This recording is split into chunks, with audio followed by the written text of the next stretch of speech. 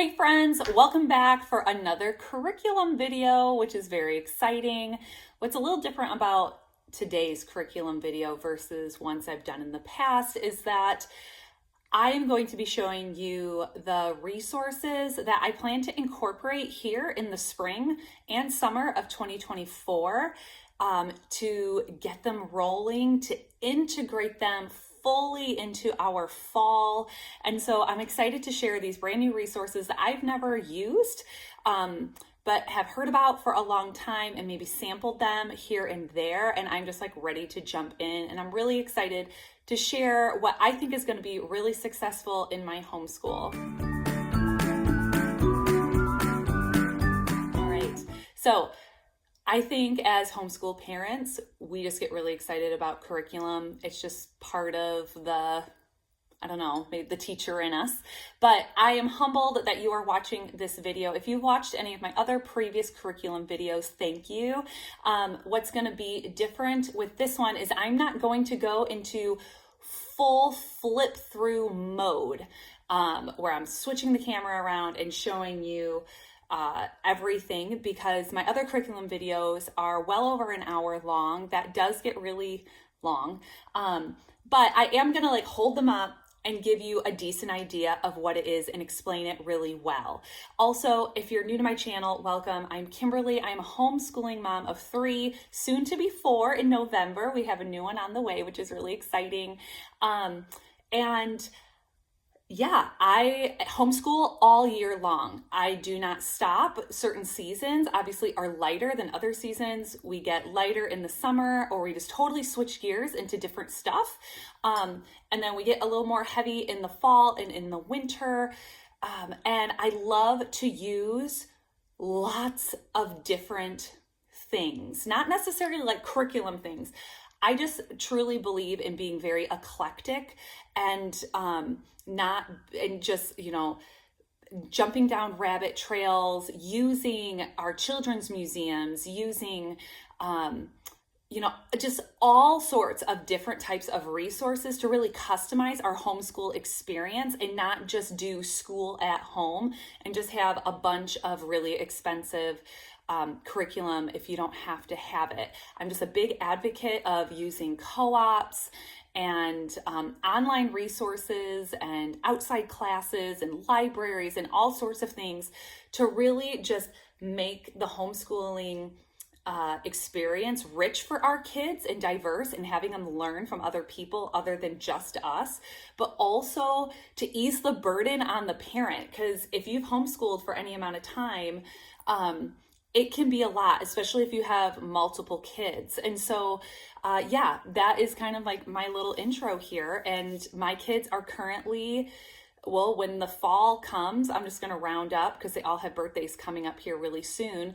I'm going to have an 11-year-old, an 8-year-old, and a 7-year-old, and a newborn. So if you have not watched this video that I did many, many months ago about watch this video before you purchase curriculum, I highly recommend it. I'll link it below.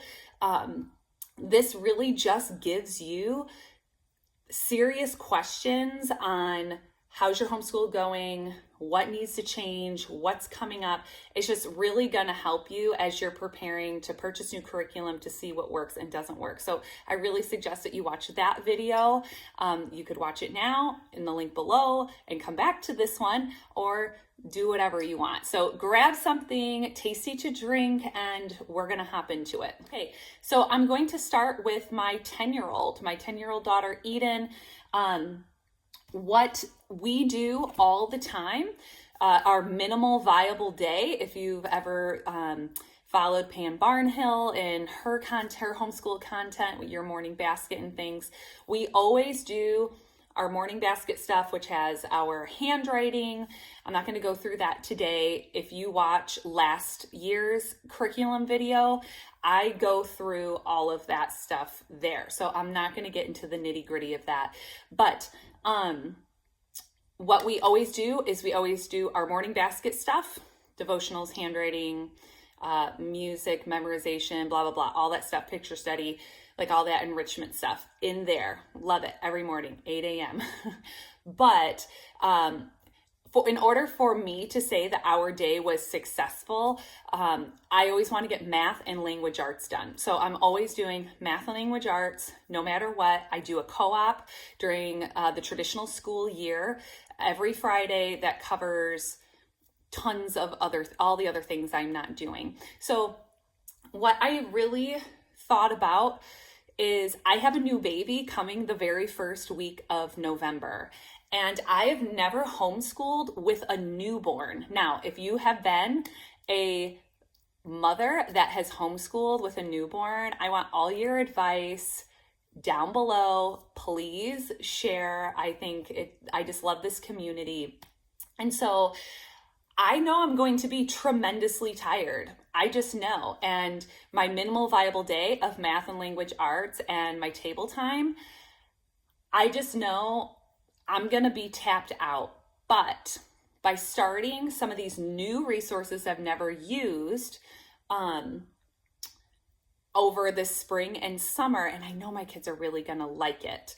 And so if I can't function for some reason because I'm exhausted or baby's sick or I'm sick or whatever, I'm going to be able to fall back on these other resources and not maybe do math or not maybe do my reading, but they're going to get something else, because you can teach everything from anything. So here we go. My oldest, my 10-year-old, I guess I didn't bring up my 10-year-old's math book, but this is my 8-year-old's one. So we do math lessons for a living education. Eden's on level 5. I'm trying to decide if we're going to be doing level 6 or if I'm going to switch her over to CTC math online. I haven't decided yet. So I'm still thinking about that, but also what I've been highly thinking about before we move her to whatever the next level is, I've been really thinking about doing synthesis. And that is an online math program that uses AI technology, and it teaches math in an extremely visual and hands-on and problem-solving way. I've been spammed for months and months and months on synthesis. It's the school that Elon Musk opened, and I love to try new things. So I think I may be going towards that, especially if my brain is not working. Eden can pretty much do everything on her own when it comes to math, but obviously some things I still have to explain to her, which is fine. But I just really want to, if I can, right? Not everyone can financially do it, or maybe has a good internet access or whatever, but I may be switching her over once she finishes her level 5 math to the synthesis program temporarily, just so she's still getting some really high-end math engagement and problem solving, and just be able to see the math that she's already learned, because it's for elementary math, right? Starting from skip counting and adding and subtraction through fractions, through multiplication, all the way through, I believe it's pre-algebra.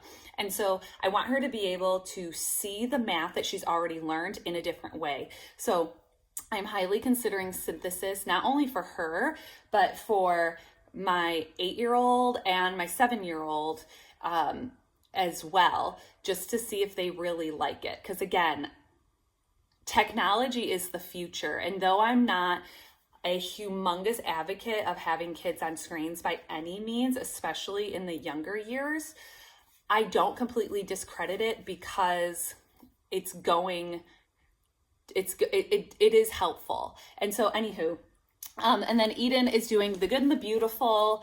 We're working through level 3. And that's another thing about being year-long homeschoolers, and I use multiple products for language arts. Well, we don't do this every day. We only do it once a week. So it's taking us a long time to get through it.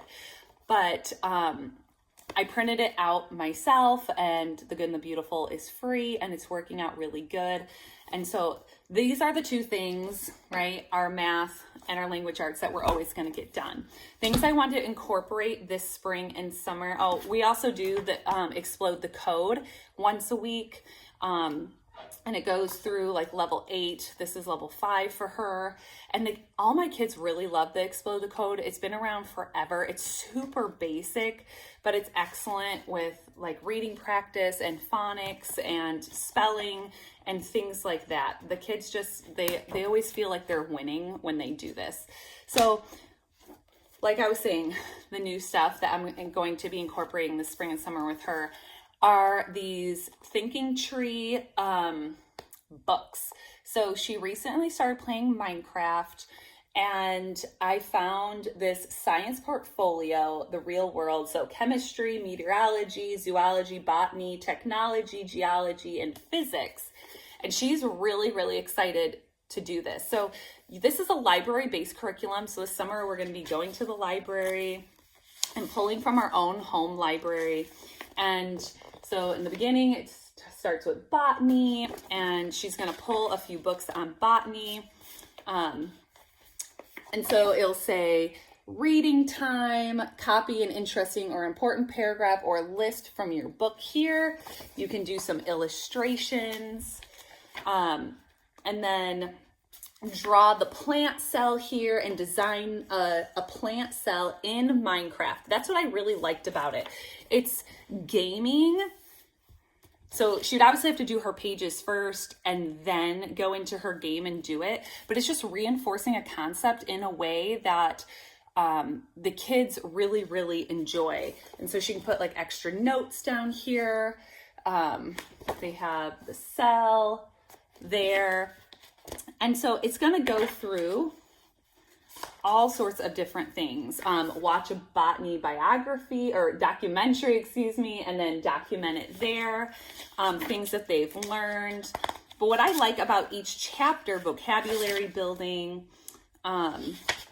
is that at the end of every section, you're going into, they have to build it in their Minecraft. And so, and this is anatomy, the anatomy of a leaf, and it goes into all that again. So they have to read first, copy things out of their book that they found interesting, find a documentary, and this is not all on one day. She may only do 1 or 2 pages a day, but she's getting writing in, she's getting spelling in because she's writing, she's getting reading practice in, she's getting science in. Like, so this is all the subjects in one. And so I've been looking at the Thinking Tree for years, honestly. I think they're really cool, but I think a lot of parents get really confused on these because as a public schooled person, you always want to be told what to do, and these are very open-ended. And so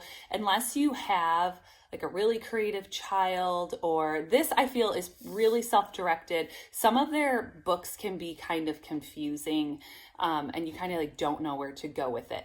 But I'm really excited about this. So not only do we have the 7 subject science portfolio, I also grabbed in the digital copy because they didn't have it in the print. Sorry if there's a glare. Exploring our planet, biomes of Minecraft, natural geography, earth science.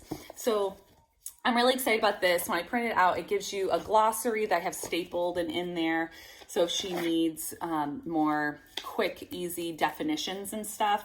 But I kind of ran out of paper, so I kind of have like purple paper and then it goes to white paper. So she's going to be covering savannas, rivers, lakes, oceans, seas, waterfalls, forests, lagoons, deserts, glaciers, ponds, streams, canyons, islands, plateaus, hot springs, plains, oasis, geysers, rainforests, volcanoes, mountains, icebergs, craters, tundra, swamps, valleys, meadows, hills, caves, springs, and quarries. Wow, that is a ton of earth science, if I do say so myself. So again, what is a landform? What are the different types of landforms? What's a biome? Now, if you don't want them to look through books for all of this, so I feel like you're going to want to go to the library and get books for this one. This one I feel is a lot easier if you're just going to do internet research and have your kids practice internet research. And again, when you're going through these, they're going to have to write. It's all done in the font that is with Minecraft, which I know they're going to love. What kind of influence do people have on the environment? How do people benefit from this environment? So there's some critical thinking skills here.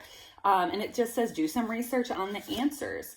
And then at the end, it says, if your Minecraft world has cheats, enable, and you can teleport to the savanna biome if you type in, and then they give you some, not all of the biomes have this, and then they give you like the little cheat code, and it will go into a savanna biome. But not all of them have it. Most of them don't. And so like it says here for the waterfall, sorry, you're gonna have to build your own waterfall in your game. So again, a really great way to do science, critical thinking, and they still get to play their game in a really constructive way, at least for me. And I don't feel like they're wasting time because they're playing a game. So this is some new stuff I'm really excited to incorporate with my 10-year-old. All right, let's move on to my soon-to-be 8-year-old. And then at the end of this video, I'll show you guys what things they're going to be doing all together that I'm really excited about. So I already showed you the math that she does. And of course, she does the Explode the Code, which is great. She also does the Good and the Beautiful. I printed them out myself. The booster cards that come with the easy readers, I printed out myself. That's her minimal viable day on top of our table time. Perfect, done. Little guy who is going to be 7.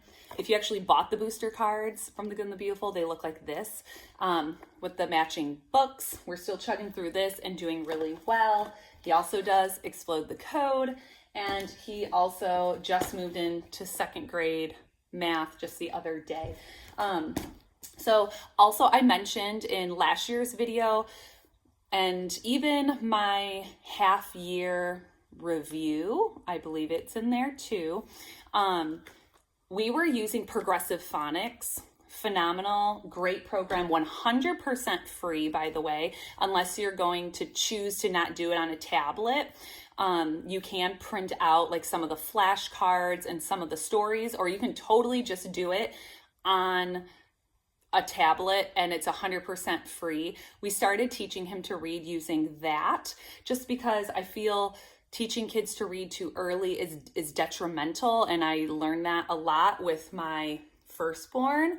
And so I wanted an extra gentle approach with him, even though he seems to catch on to things really fast. Math is more his speed, but he hasn't had an issue with reading, but I think it's because it's very gentle. And so, if you're not interested in the Good and the Beautiful, that's perfectly fine. We don't use their workbooks or anything like that. I only use their booster cards and their little reading things, and we have some of their early readers, and I really like them. But we no longer actually use the workbook because I just feel that it's busy work and it's not necessary in these younger ages.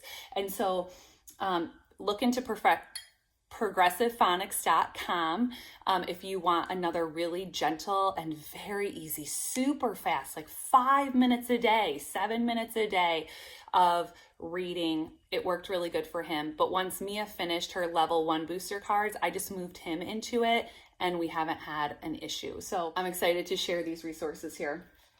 I've been a part of the Read Aloud Revival with Sarah McKenzie, her RAR Premium, for years. I really love it. If you are looking for a great online community of beautiful Christian women, you obviously don't have to be Christian, but it is a Christian, ran by a Christian, and it's lovely. It's lovely. And you really value reading, or maybe you want to build your family into appreciating reading more, I highly suggest that you become an RAR Premium member.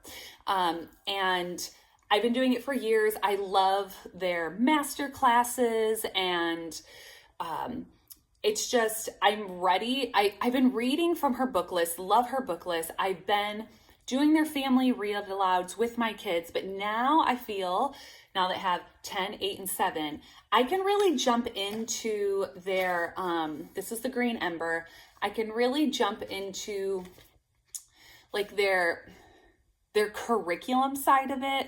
I don't even want to call it curriculum, but their reading guides.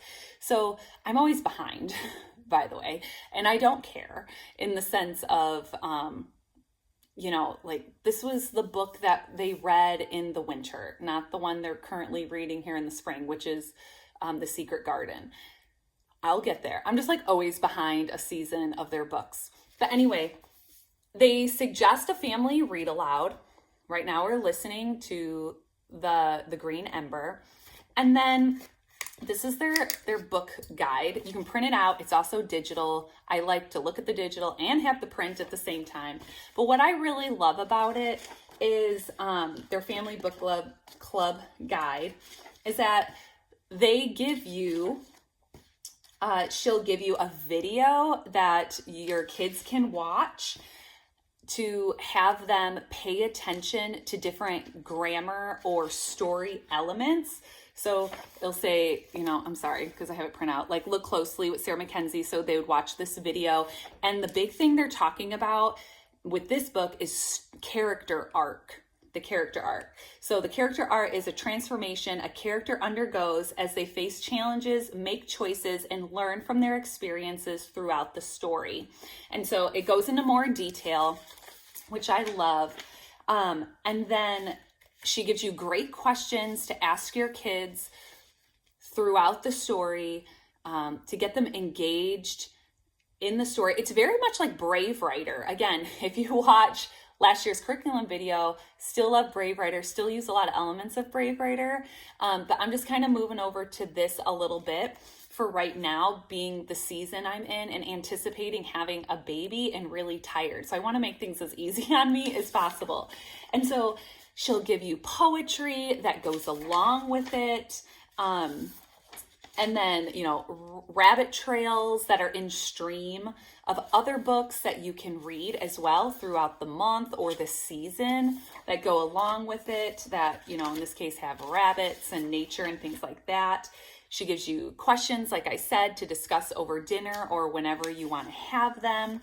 And what I really love is with the family book guide is she then invites the author or the illustrator to come on live. Everything's always recorded as well. So if you miss it, like I usually always do, we just watch it on replay.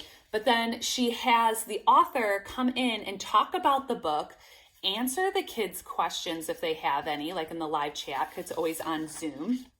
She gives you a recipe for food that you can do with your family to, again, it's like a book club. I absolutely love it. And then on top of it, she'll give you art, like a little art project if you even want to do it. They connect it to history and geography. This is what I'm saying. You can teach anything, or you can teach everything from anything.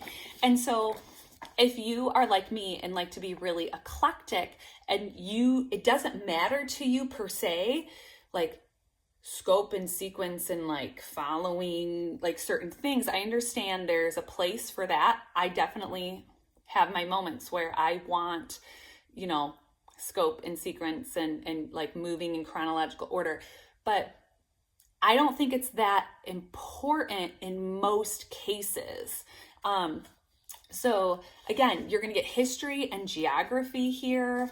And then she had Miss Cindy from No Sweat Nature Study come on and talk about wolves and things like that with the kids, because there's wolves in the book, and it's awesome. And then she'll give you writing prompts, commonplace books, talking about grammar and copy work. That's what I like also, because I'm going to start incorporating this in my table time if I want to give my handwriting like a break, just like our handwriting books. She'll give you a copy work, the copy work of, a few lines in the book, and she'll do it in print, but then she also will give it to you. This didn't print very well.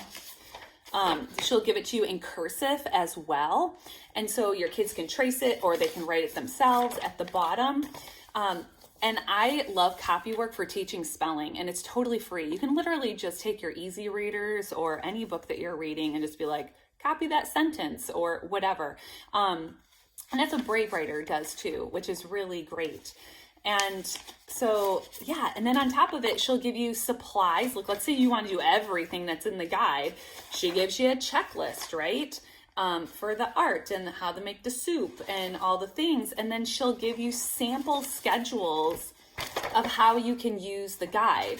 So if you want to read the book and do all the things in 1 week, which I could never do, by the way, she tells you what days to do the work and the resources that are in there. If you want to stretch it out over a month, which is what I do, read the book and on the first week get these few things done and the next week and so on. That's how I plan to finally incorporate these book guides. So this is literature, this is spelling, this is grammar, this is geography, this is art, this is all the things, right? And you don't have to do all the things she says in here. It's just going to help you and your children engage more in these really amazing read alouds. And that's what I love about RAR. And you don't have to be a member of the premium program in order to get her book lists. But I totally trust her book lists and her recommendations as a Christian mother, that I know what, and her podcast is excellent. If you're not listening to the Read Aloud Revival, top notch, very good. But I know that whatever book it is, it's not going to be scandalous. It's not going to, just scandalize my kids in ways that I don't want them or expose them to mature matters or situations. So I'm really excited to incorporate the RAR Premium Family Book Club guides into our regular homeschool. So I'm really excited about that, doing that over the spring and into the summer, and fading it into our minimal viable day of math and LA that we already do. The next thing I'm really excited to share with you, I just got a Squirt monthly membership. If you've never heard of Squirt, I've been following them for years, and I'm finally doing it, right? I feel like there's all these amazing resources out there, but if your kids are just really, really young, you kind of, there's a fuzz. You kind of think are they really getting much out of it? And is it worth the money? I feel like now it's worth the money. And so, not that it's really expensive, but Squirt stands for Super Quiet, Uninterrupted Listening Time. And I know for some families, you're probably thinking, yeah, super quiet, uninterrupted listening time. Yeah, that's not going to work, but it's a learned thing. So she suggested making a binder. So I just made a binder. I think it's more for mom than for kids. And so I just put, the eras of music, Baroque, classical, romantic, and modern. But what I've liked about this, so Miss Mary is the music teacher. She does 2 live Zoom classes with the kids each month, which is awesome. And so every other week, again, if you miss it, it's recorded and you can just watch it on replay, which is what I usually do. What I really liked, as I learned while I was getting my membership, is that each month, you're going to have 2 live classes, but she teaches the same class twice in 1 week. So if the Tuesday doesn't work for you, it's going to go again on Thursday, or maybe you want to log in twice. I don't know. But she gives you 2 chances during the week to catch her live, so you don't have to watch it recorded, which is awesome. And it's always at the same time, every other week. So I really, really appreciated that.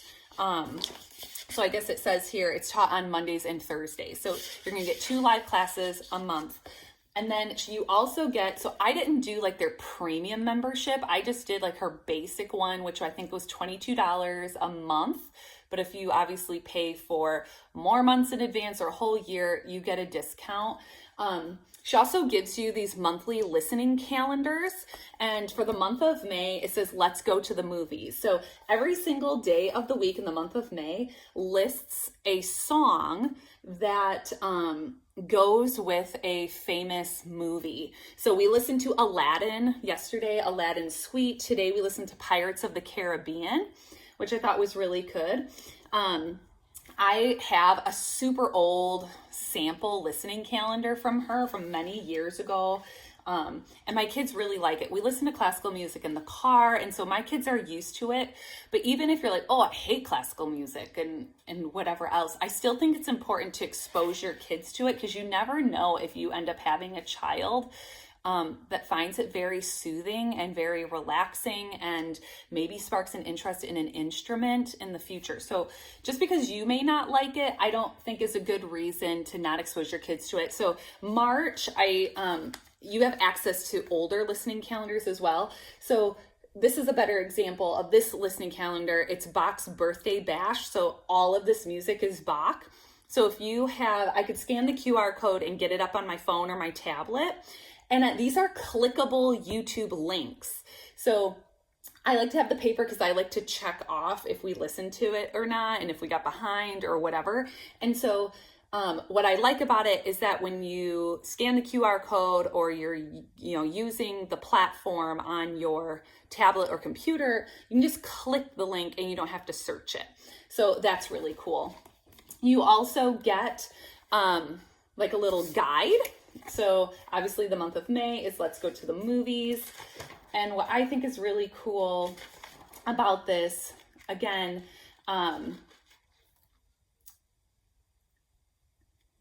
is that she's teaching all sorts of things, not just music, right? Like, you can teach everything from anything. And so her live classes are going to deep dive into the Winnie the Pooh, like the movie, and Charlie and the Chocolate Factory. And so you could watch those movies if you would like. Obviously, you're listening to a piece of music every single day, which we incorporate in our morning time already, so it makes it really easy. She gives you some books that you can read, the movies, and like from what era. So like Charlie and Willy Wonka and the Chocolate Factory from 1971, and then the 1977 Many Adventures of Winnie the Pooh. Those will be like the version she's jumping into. But then she talks about the songwriting and the Sherman Brothers. And she's going into music history with you that you can just read right off of her little thing here to your kids. And then what I really like is, in some of her other things, she'll go into, let's say, Bach from last month. She talks about where he lived and the country, and there's a map. And again, geography, or going into some history, all that kind of stuff. It's all connected and just so interesting. And then I really like the draw what you hear. And so she'll play a piece of music during her live class. And, the kids will just draw what they think they hear. If it's like really aggressive, maybe they're going to draw like zigzag lines, or, whatever comes to their mind. Nothing is wrong. And that's part of like being super quiet, listening and all that. And then she gave us some coloring sheets because we're doing Winnie the Pooh. Again, I know like the coloring sheets seem like they're for little kids, but I would definitely say this stuff goes all the way up to middle school, definitely. And so I'm really excited to incorporate the Squirt Music Appreciation membership with my kids every other week, starting here in May. And lastly, you guys, what I wanted to show you is the No Sweat Nature Study Live membership. There's already a podcast called No Sweat Nature Study with Miss Cindy. And I do like the podcast, but some episodes are really good. Some episodes not so much. And so we haven't listened to it in a little while. I feel like there's a lot of advertising in it. And so I like fast forward a lot, but there is value in it. So I don't want to discount it completely, but I have attended Miss Cindy's No Sweat Nature Study live classes twice, free classes. And it would run the same exact way as if you paid for it. And they were exceptional. I really like Miss Cindy. This goes all the way, she suggests from first grade all the way through 8th grade. And I can definitely tell why. Like, she's talking in those scientific terms. She's not dumbing it down for your kids. Your kids are going to be nature journaling. She also does every other week, twice a month. She has a live class with you. Again, if you miss it, like I typically do, you just watch it on replay. And so there's benefits to watching it live, and then there's a lot of benefits to watching it on replay. And this is why. When you watch it live, my daughter, my oldest more specifically, gets very excited that she can type in the Zoom chat, like where she is and whatever else. And Miss Cindy is really good about shutting the chat down and being like, focus, this is what we got to do, right? But Eden gets really excited to be like, wow, look at like these kids are from all over the place and this, that, and the other, and the chat aspect and just knowing that it's live and it's happening right now. So she loves that. The benefit of watching it on replay is you can pause the video and have time to write it out while you're making your nature journal. If you have a child that maybe feels very rushed and maybe gets overwhelmed if she's moving too fast. And I definitely have kids that are like, oh, she's moving too fast. I'm still drawing this in my nature journal and she spelled this word and I didn't, so I prefer to watch them on replay than have them live. Or you could just watch it live and then in a day or two, watch it again on replay and like fill in the gaps. That's always a possibility. So what's another wonderful thing about the No Sweat Nature Study is you have access to I just printed this out, to absolutely all of her previous classes that she's ever done. And oh my goodness, like there's this, she has them dated and numbered. I have it on the back page. I have this, so 4 pages of dates going back to 2019. Okay, so every other week, 2019, and every other week is a completely different theme, which I like. And the reason is, it just keeps things interesting. Though I understand, like maybe you want to study bugs. Great. It's summertime. You want to study bugs. Well, if you don't want to, here coming up, the one my kids are going to be doing here on May 7th, animal personification. If you don't want to do that, that's no big deal. You can go back into her library and you can check it off or whatever, pull up all of her things that are bugs and just watch them on replay, and do a whole bug study. This is really in-depth nature study, which is really fabulous science. And so I got these from Walmart. It's just a watercolor, I think it's like 8x8 book here. And this is what my kids are going to be using for their nature journals. Eden, the last one she did, the last free class we did, was back in August of 2023, and it was on spiders, and the page is kind of falling out. So maybe don't get these particular books. Maybe Spiral would be better. But I wanted to show you, she didn't have time to color it in. But it's fine. So she wrote spiders, she wrote the date, and then with Miss Cindy, like she drew out her spider, she labeled absolutely everything, egg sac, and like goes through the life cycle of the spider and things like that. And then you can go back and have them watercolor it. You can have them color it with markers. You can have whatever. All she asks for in her, and they're going to make a nature journal page just like this every other week. And so you can have your kids then go back and color it afterwards and not, in the moment. And there's ways to stretch it out. And so I just can't stress how high quality the class is. And it lasts about an hour, like 45 minutes to an hour. And she goes into such great depth with the kids on all sorts of things. So with her spring summer calendar that I can see, she'll do 1 week, obviously a live class. So here in May, animal personification. And then the following week, you could go onto her podcast and listen to perennial bulbs. And then the following week, she actually does a live class on perennial bulbs.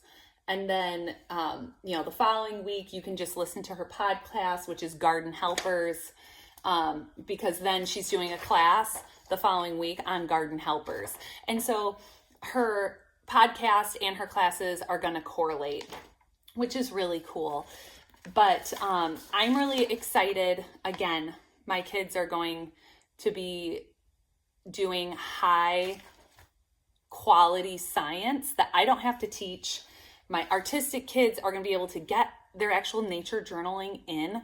And she gives you just all sorts of resources on her website in order to stretch the experience out through the whole month, and nature walks and things like that. So these are the things I'm super excited to share with you. The Squirt, the Read Aloud Revival, the No Sweat Nature Study, the Minecraft, and what was the last thing? The possibly, we haven't gotten to it yet, but the synthesis math.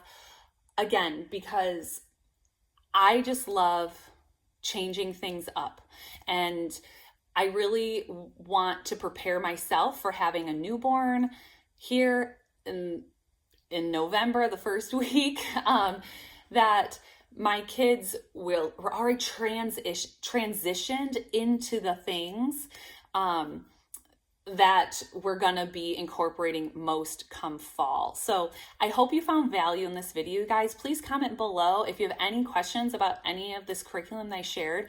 Please check out last year's curriculum videos to have more of an in-depth flip through of all of this, or my half-year evaluation. I also do more in-depth flip throughs in those two videos. I'll link those below. And also the video that I mentioned in the beginning of, you know, watch this or think about these things before buying curriculum. So again, if you have any questions, please don't hesitate to ask. I love to help if I can. I hope you have a beautiful and blessed day. Give the video a thumbs up, share it with a friend, and I'll see you in the next one. Bye-bye.